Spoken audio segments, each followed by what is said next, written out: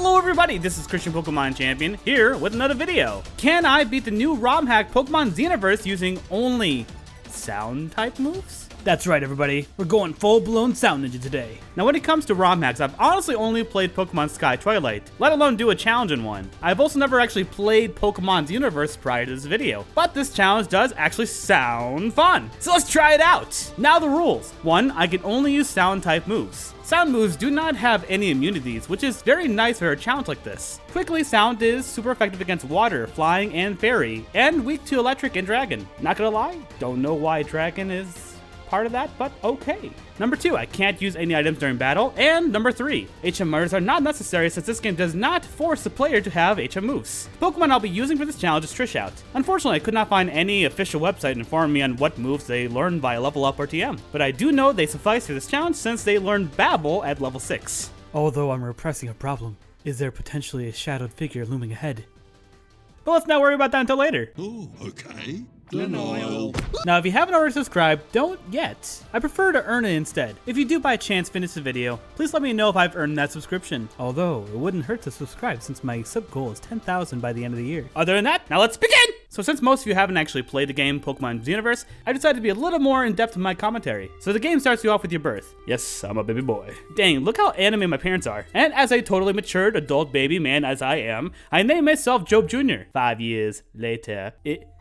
Is that me? Dang, I am an otaku! I even got streaks in my hair? The story picks up after a red-haired Shank's daddy, and I came from, I'm presuming, my granddad's gravesite. After feeling a disturbance in the forest, my ginger dad found the official starter of choices for the game. As this is a sound move only challenge, I chose Trishout, the fire sound Pokemon. Then after stealing this Pokemon, a dark figure started threatening us, whereby the main protagonist woke up. Was it just a dream? Going downstairs, I told my anime mom about the supposed dream. She then informs me that these were true events, and I somehow made her mad. No idea how, and she put me in the corner of my room. I'm guessing in the hopes of finding my probably dead dad, I leave the house by jumping out of the 2nd story floor. What? Good thing that tree cushioned your fall. My butt. Afterward, I was given the opportunity to nickname Trishout, despite the fact that I've had him for literally 5 years, but whatever. I named him Rar. I then come across either my grandmammy or a ghost? Nani? She gives me a Pokeball. Is that a banjo? Thereafter, my mother found me, and dang, she is mad! Did she just use Kaioken? Now, don't worry about losing to your mom. The game designers were smart enough to only give her Pokemon Endeavor and Sing. With this moveset, it would literally be impossible for her to beat you even with this remotely. Scared me at first though, since I forgot what Endeavor did. Honestly, it's a very smart moveset, because it tells us that the mother already knew what she was going to do by the time she was going to fight you. After beating your mom, Trishout goes to level 6, where he learns his first sound-based move. Prior to this, we weren't able to use any sound attacks, but now that we have one, we can officially begin this challenge. Is that... Not gonna lie guys, I cried very manly tears seeing my channel's Pokemon. Dang, I'm enjoying this game. Well, that's an issue. Later on, we do meet our professor of the game. He must be important to the story because... anime hair. The professor then introduces you to a feature of the game. You'll once in a while fight these mildly stronger variants of Pokemon, kind of like the totem Pokemon in Pokemon Sun and Moon. In this case, it was a fire variant of Elekid. Pie charts. After doing this, we now have access to the first gym of the game. Seeing how the gym has an eerie atmosphere and the trainers have grass-focused teams, the gym leader will very likely follow suit. The gym is also somewhat of a maze, but as long as you go left, then right, you'll meet the gym leader in no time. Oh dude, I love him. His first Pokemon is Morlul. Seeing that Morlul is a fairy type, it only takes 2 Babbles to take him down. Next is Spiritomb. What? Honestly kinda cool. And intimidating. I of course lost since this dude is pretty strong, but after a bit of training, this time at level 15, let's try this again. I swiftly take out the Morlul, and here's Grassy Tomb again. I use Filibuster Proxy and he nods to gather grass. Next he sneaks at me, and I continue my filibuster, bringing him to the healing range. Because of that, he healed and I attacked. Next turn I used Shadow Sneak, but just 2 more Babbles gave me the win. This was done around my 6th attempt, already starting off somewhat tough. Moving on to Proxim Island. Here I'm supposed to apparently audit the scientist by retrieving his Pokeball, and give it to the smooth professor. Apparently the scientist was fraudulently utilizing governmental research funds? Honestly, no idea. As R9 likes to say, I can't read. Anyway, since we did all of that, the captain of the ship now allows us to take a ride on his yacht. By the way, it costs money to use this portable Poke Center. I mean, I guess this Pokeverse doesn't have free healthcare, but by using this station, it does act as a saving point of sorts, which I do quite often in this challenge. You'll go back to this previous Poke Center. So at least it does that for me. I get a secret potion, and apparently Sharpedo decided to destroy the yacht. Just sit right back and hear a tale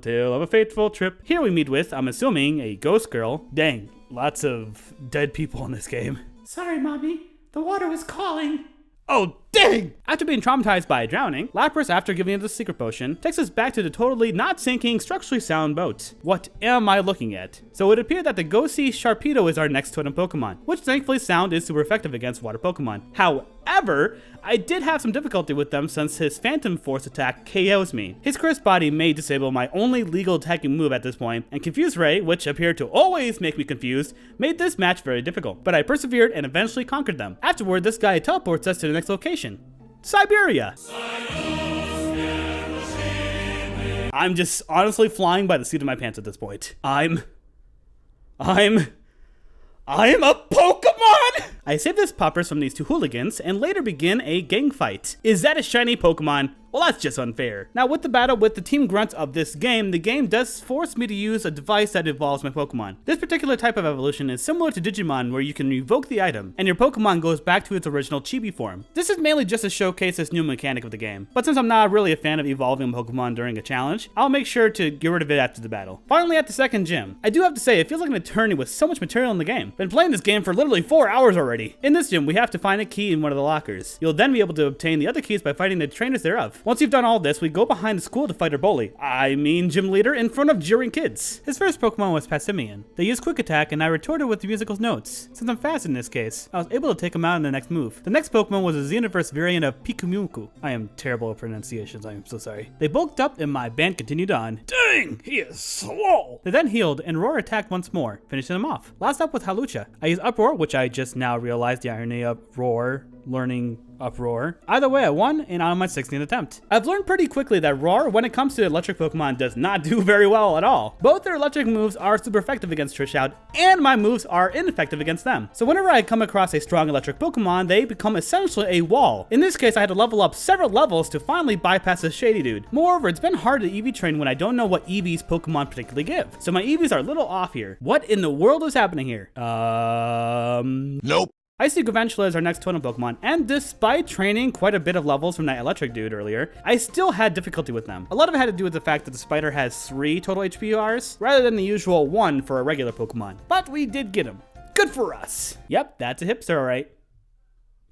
Up to the next gym. This gym kind of acts like the Goblet of Fire from the Harry Potter series, where we'll have 3 total challenges, which I will of course explain very soon. The first trial, just like Harry Potter, is up against a dragon. Unfortunately, Rar is weak against dragon. I mean, I just dealt with something like this. Give me a break, game! Fortunately, after 5 total attempts, the dude was using Scary Phase far too often, so I was able to bypass them. Moreover, I was experimenting with Sticky Barb, which will actually be very useful later on in the game. The second trial, again similar to Harry Potter, is related to underwater. So in this case, it's less of a battle with a Pokemon, but more of a, honestly, dope minigame. Kind of like fishing, but you do have to make sure you get the rod in the town previous to this one. Learn that the hard way. Once you're able to navigate through this and obtain the golden spoon, the final trial, again, is like Harry Potter. It's a maze, of course, in this case. All you gotta do is get through it, and we're finally at the gym leader, Vanilla. I'm getting Whole Cake Island vibes right now, dude. Her first Pokemon is Mimikyu. Because they're a fairy type, just 2 hits, because of their ability, that is, took them out. Slurpuff lost to a Hyper Voice, and last is Smeargle. Just 1 Hyper Voice did it. Yes, an easy badge! Kind of. That was, okay, we have a lot to go, guys. No. No. Immediately after the gym, I found this person that has the ability Synthesizer, which completely bypasses all my attack moves. This is what I was afraid of most in this entire challenge. So I'm forced to make them use Struggle in order to win, which will take forever. That would be something I would say if I didn't find out that the trainer rotates. He rotates. They rotate. So at this point, we're okay. For now, I must bring food to my master. In the next town, it would appear that the world has succumbed to a post-apocalyptic zombified world, so that sucks. But upon further investigation, apparently MC Hammer took control of this entire town, and it is my job to take them down, this 90s R&B singer. Unfortunately, they happen to be a dragon and psychic type, so this will likely be a tough one. Yep, Keep in mind, just like I said, MC Hammer in this case is now Psychic and Dragon, which makes all my sound attacks quadruple ineffective. Plus, he has 3 HP bars. This meant that all my attacks are doubly ineffective. That, and I gotta go through 3, count them, 3 HP bars. Et tu, MC Hammer? Well, no better time than this to do a singing montage. Hello, darkness, my old friend. I've come to talk with you again. Because a vision softly creeping left the seed while I was sleeping, and the vision was planted in my brain, still remains within the sound of silence. That was a beautiful singing montage. Get it together, CPC. All right, so you can probably guess that I did eventually win this match. So let me explain to you just how bad this match truly was. I unfortunately did not have a lot of health items that were entirely useful. The best 2 that I had were Razor Claw and Sticky Barbs. Between the 2, I chose the latter. So in order for the most optimal battle to go in my favor, MC Hammer would have to use their only physical attack, Sucker Punch, on me. By doing this, the Sticky Barb attaches to them, damaging them each turn. Other than that, it was a race to see who can handle the most hits. My issue with this match was more related to just how ineffective my moves were. Again, all my attacks are quadruple weak. Despite leveling up like 20 levels, my attack never seemed to increase in potency. So aggravating! Eventually, I felt it was more productive to just retry until I inevitably won, which I thankfully did. But that's not the worst thing that happened. No, no, no. In order for this most beautiful of endings, it demanded just over 30 hours of real life time. In this game, I have no speed up, so I had to torture myself for literally about an actual day and a half to finally win. And you know what really put vinegar in my wounds? The entire time I was training, I was wishing for just any held item, and I was remotely better than the one I had. But once you finally beat MC Hammer, the town goes back to normal, where now you can explore. And in my exploration, as I talked to the citizens, I was given a King's Rock, the TM for Echoed Voice, which I also wanted during training, a Lax Incense, and a Lucky Egg.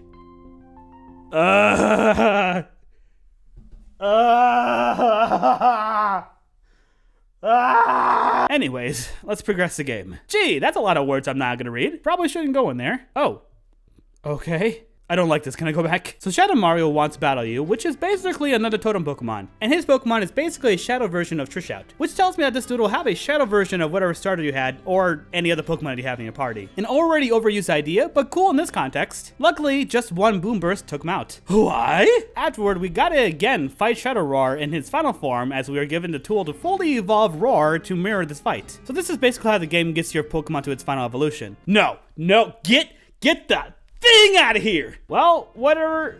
Let's just begin. Wait. What happened to Rar? Where's Rar? Well, apparently this guy's Pokemon decided to be on my team, getting rid of my starter Pokemon from my party. Apparently this new Pokemon does not have any sound-based moves. Apparently I can't escape. And apparently, even if I allow myself to faint, I still have to deal with this. The only way to proceed with this game is by beating this Trishout. No, I refuse to just give in. So I decided to look up a walkthrough to see if there's a way out of this predicament. I found that the person had all their Pokemon, so maybe that's what I gotta do to get past this. However, when I use a Fluffy Tail to leave the battle, avoiding sound-based moves, I apparently won the battle? Honestly, at this point, my heart can't take any more of this. I still don't know why the game decided to get rid of my Pokemon, but let's continue on either way. Afterward, we go back to Egypt to finally fight the gym. Thankfully, there's a water gym, a type that is quite weak to sound attacks, so this is just a breath of fresh air. Die, die, die. Ooh. Die. Finally, the 4th gym badge. It feels like a week since I got my last badge. I am literally losing my mind, guys. Oh, look at that. We got Mafia Blastoise over here, huh? Quick, someone get a priest! After beating up some ghosts, Ghostbuster style, it's already time to fight the next gym. I'm honestly glad that the game is moving faster now. Oh, it's a jail. I'm in jail. A couple of infuriating puzzles later, I don't get it! We get to the gym leader. His first Pokemon was Lampent. By the way, I recently found an Eviolite, so I put it on Roar for this battle. Since this guy has 4 Pokemon, I went for Echoed Voice, since it gets stronger with every single attack. Lampent used Hex, and next turn I finished him off with a second Echoed Voice. Next up is... what kind of abomination is that? An Echoed Voice, and wherever this thing is, use Thunderbolt. Why does everything have an electric move. Whatever, since this attack keeps getting stronger, I took him out. Palosan lost to 1, and Cacturn, Xenoverse variant, also lost to 1 Echoed Voice. This was done on my 3rd attempt. So a few things happen hereafter on the train. Something that Shadow Mario dude from earlier is my Zanpakuto. I fight Team Bad Guy, something my dad had mentioned. What? And I save MC Hammer. By the way, after that horrific 30 hours, I would have never saved that dude. But as long as I don't ever have to fight him again, please, just please, then I guess he's fine. I'm a goofy goober! You're a goofy goober!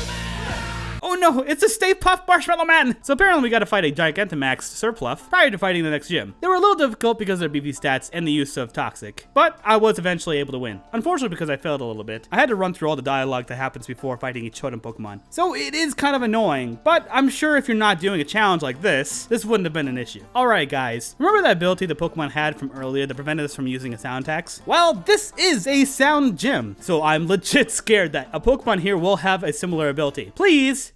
Just please. Yep, knew it. Okay, so what are we gonna do about this? When it comes to Loudrid, I allotted for the Sticky Bar route, which most definitely worked, thankfully. But this isn't the gym leader. By the time I got to this guy, the gym leader's right-hand man, I ran into something that even Sticky Barb could not stop. Unfortunately, I need my opponent to have a physical move to have Sticky Barb attach them. But I know for a fact that this dude does not have any physical attacks. And since I can't simply make them use Struggle, since I don't have enough PP, I will have to use Struggle to beat them. Because Struggle is not an official sound-based move, it means that, no, you can't beat Pokemon's Universe with only sound-based moves. That is until I realize I don't actually have to use only Trish Out to beat this challenge. The challenge is to figure out if I can beat this game using only sound-based moves, not to beat the game with only Trish Out. So I did a little bit of research, and I found that there are a couple of options we have here. But so as to not use too much of your time, I'll just tell you what I decided to do. I decided to go to the very first route of the game. Here, you can get a Pokemon called Ledyba. Ledyba, thank goodness, learns the move Supersonic. With the use of Supersonic, I could, theoretically, beat this Pokemon with just Confusion, which does count towards his game. Unfortunately, for Ledyba to be of any use, I do have to level them up to the 30s in order for them to be fast enough to hit them with Supersonic. And wham, bobbo, beep, hop! We finally outsmarted this guy. Once beating the right-hand man, we can finally now fight against the gym leader. Please, just don't have Synthesizer. First up was Arbok, which lost to 1 Boom Burst. In fact, Boom Burst was actually enough to take out his Noivern, Slurpuff, Pyroar, and this motorcycle dude bug thing. Talk about the henchman being stronger than the boss. A nice trinket after winning is receiving a physical sound attack, Subwoofer, which I have been wanting since the beginning of the challenge since Trish Out's physical stats are higher than its special attack stat. So now Howl and Screech can now be of use to me. So after getting lost in the jungle, not kidding, I had to look up a walkthrough again. By the way, thanks a lot Galactic Gaming, I really appreciate that you made this walkthrough. We're finally in Civilization, everybody. I'm a city boy, guys. And apparently we can instantly go to the 7th gym, which is a Circus. After beating a few of its trainers, I'm up against the gym leader. Why do I hear boss music? Nope! Fortunately, MC Hammer this time is just teasing us. Not gonna lie, guys, I literally choked. Choked when I saw MC Hammer. The true gym leader is this person. Their first Pokemon was Rapidash. I decided to finally utilize my newly learned physical attack by boosting my physical stat with 2 Howls, then destroyed them. Up next is Incineroar. In spite of their intimidation, my attack was still enough. The same went for a Pyroar, and not gonna lie, that is a fantastic design. Their final Pokemon predictably also lost to my attack. So gratefully, this is an easy match. Now, in order to get to the very last gym, we got attacked to this old man, obtain his airplane ticket, go to the airport, fly to Vermilion City in the Kanto region, where apparently the Vermilion Gym will be our 8th and final gym. You were expecting Lieutenant Surge. But it was I, Dio! Yeah, after seeing this dude, I couldn't stop myself from smiling. I got the nostalgia feels. Now for this battle, I got way too lucky. I honestly did not deserve this win. So what happened was, I did not actually expect this to be the final gym. I was not fully healed, and I didn't have a proper held item on. So I went for 2 Howls, hoping that I'll win. Just a reminder, electric moves are super effective against sound Pokemon, and sound moves are ineffective against electric Pokemon. But somehow I was still able to tank their attacks, along with KOing every one of his Pokemon. This was done on my weirdly enough, first attempt. Though it definitely ought not to have been. Anyways, next was fighting a rival, which I'm not quite sure what he technically is, but I'm assuming he's a rival. After barely beating him, we all decide to go to space. I think. Yeah, we are legit in space. I did not expect this, but I'm thoroughly impressed with the premise of Pokemon in space. While the generals on the space station did take some time, as per usual, I just need to be patient. Once this is all done, it's time to face the head honcho himself. What? It's my dad? And he's actually Silver from the Gen 2 games? What? Honestly, since Pokemon likes to use the same tropes in most of the games, it's nice to see that your dad is the brain of the operation. It's also a cool twist that they're also Silver from Gen 2. In usual Pokemon fashion, we must fight our dad for the sake of the world. My dad's first Pokemon, Crobat, because of their flying type, lost to 1 attack. Requiem is next. I used Boom Burst and he attacked with Foul Play, taking a good chunk of my HP actually. He healed and I attacked. He healed again and I attacked again. One more took him out. Good strategy, Dad. Our next opponent is Feraligatr, which lost to 1 Boom Burst. After Feraligatr is Entei. Kinda overkilling, eh, Dad? A Boom Burst and an extra sensory. One more attack took out the legendary dog. His last Pokemon was Weavile, which has a Mega Form? That's really cool, but not as cool as getting a flinch. Because of our luck hacks, we were able to win in our first attempt. Not gonna lie, Dad, your generals were a little bit tougher than you. After fighting your dad, we find out that the dude wanted to wake up a world snake monster thing in order to supposedly kill it, since they're apparently the root of all evil. And since he's so bent on doing this, he brought Mewtwo to stall us. Dude, not gonna lie, pretty dope that I have to fight Mewtwo. Mewtwo just happens to be faster, which means they have pretty abnormal speed. In retaliation, Roar used Boom Burst, taking away an HP bar and a half despite being ineffective due to his psychic typing. Mewtwo's next attack was Fire Punch, which was ineffective. Since Mewtwo's ability in this game changes his typing based off whatever move he just recently used, my Boom Burst is now doing much more damage now that he's a fire type. A Fire Punch and a massive Boom Burst along with a crit gave us the win. Ha! What a breeze. For real, I was scared that it would be a tough match. Now let's go check out that world snake I was hearing about. Now that's scary. Interestingly enough, the game designer made it impossible for the player to actually beat this battle. This move has 100% accuracy. Since I'm apparently not strong enough to win against this world snake, the other main legendary came to save the day. Thanks, dude. Now I'll just kick back and Wait, what just happened? Okay, alright guys. It turned out that after over 60 hours of work, again, not just in-game hours, real-time hours, the game decided to break. And this isn't a ROM. It's a separate gaming software just for Xenoverse. No matter what I did, I could not get past the screen. I even contacted the game developers about this, and still nothing. So I guess the World Snake wins this round. The world ends, yada yada, rada rada. If any of you knows how to fix this issue, that'd be great. There is an Elite Four for this game, and I would like to see Roar beat them. But because he isn't able to do that, I can't say that Roar was put into the Hall of Fame along with the other challenge Pokemon. I shouldn't even technically put him on the YouTube banner until he does. If we can somehow get past this screen, I will gladly make a part 2 to this video. But until then, I want to still provide you guys content to compensate for this terrible loss. So in place of the Elite Four, I'll give you guys a mini review of my thoughts about this game. Being my second only ROM hack, this was a legit game. Some of the more impressive things were the animations. The game appears to be functioning similar to Black and White, but the animations battle were so detailed. The new Pokemon created for this game are sometimes a tad bit abominable, but altogether, if they were created by Game Freak, I could totally see these dudes as Pokemon. And the character designs are so anime-esque, I just love it. Aside from these, there were a few things I wish were a little better. Throughout the game, I kept needing to look up walkthroughs to know what I was supposed to do next. Game Freak is also guilty of this at times, but they have since developed ways for the gamer to not get lost. For Xenoverse, this was especially irritating. While the character designs, when they showed them in conversation or in battle, were great, I'm not a big fan of the overall chibi design.